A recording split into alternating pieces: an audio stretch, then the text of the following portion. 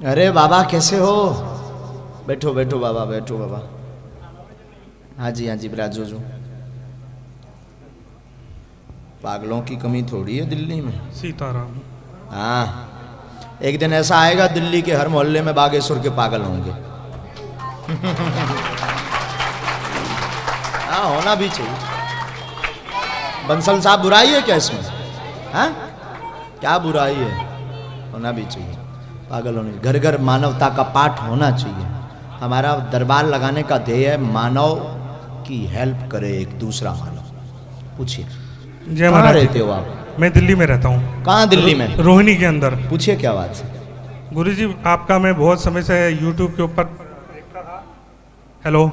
हाँ। और मुझे काफ़ी आप अच्छे लगते थे, क्योंकि मैंने बचपन से ही हनुमान जी की पूजा करी है और बचपन में ही हनुमान जी को प्राप्त करने की इच्छा प्राप्त कर ली थी। मगर मम्मी पापा कहते थे क्या सन्यासी बनेगा, सारा घर बार छोड़ देगा, हमको भी छोड़ देगा। सन्यासी तो हम नहीं बन पाए। तो मैंने बाबा को विनती करी थी, बाबा दर्शन एक बार जरूर देना और अपने धाम पे कभी ना कभी बुलाना।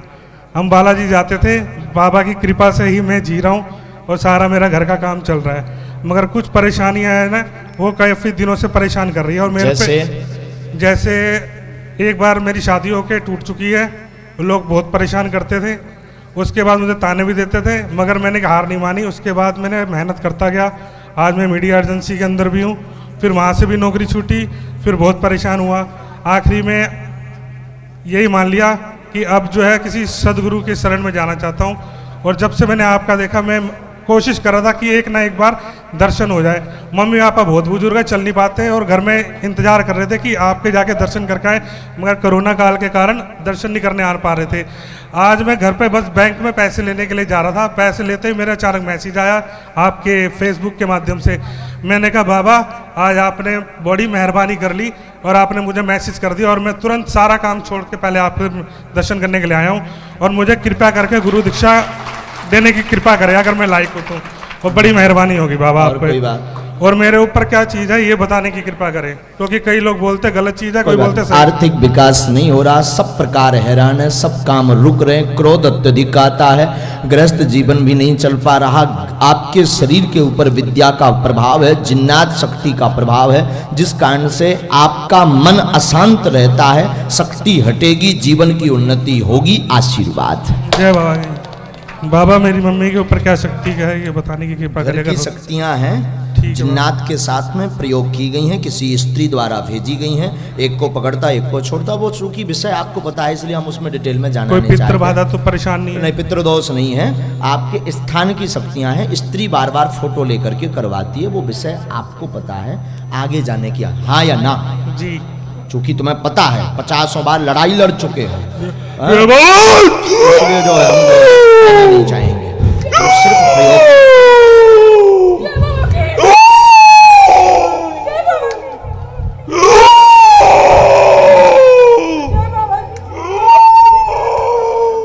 बांध लिया जाए।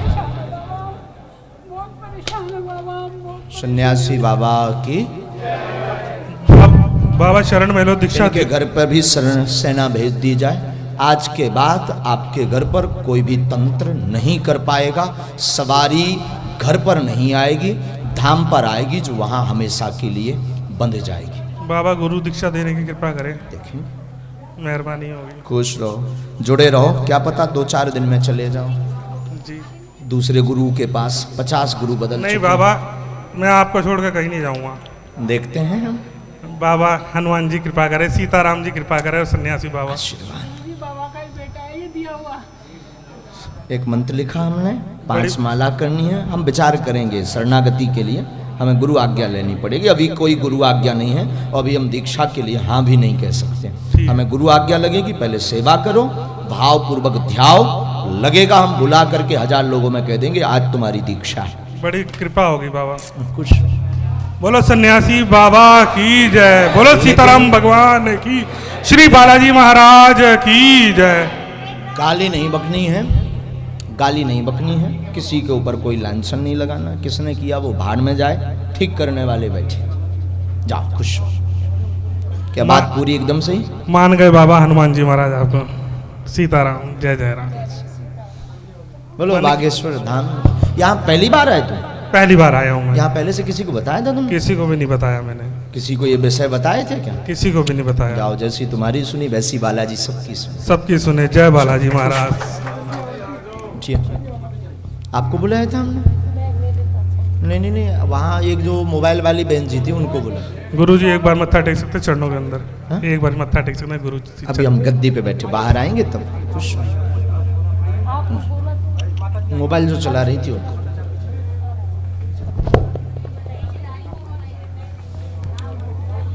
तुम्हारे स्वामी जी तो हमारी सेवा में बाबा बना रहे हैं। मैंने ये भैया हन हन बंद कर दे रेलगाड़ी से, मोरो दिमाग भनभनात। बोलो सीताराम। जय सिया राम। कई बार जरूरी नहीं होता है कि हम उस विषय को उजागर करें जो सब जाने।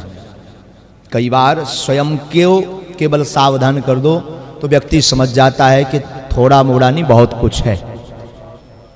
और बुरा मत मानना, हमारे सिद्धांत में है हम चमत्कार के चक्कर में ज़्यादा नहीं रहते, हम किसी की मूल परेशानी बताने के चक्कर में ज़्यादा नहीं रहते, हम किसी का नाम बाप का नाम बताने के चक्कर में नहीं रहते।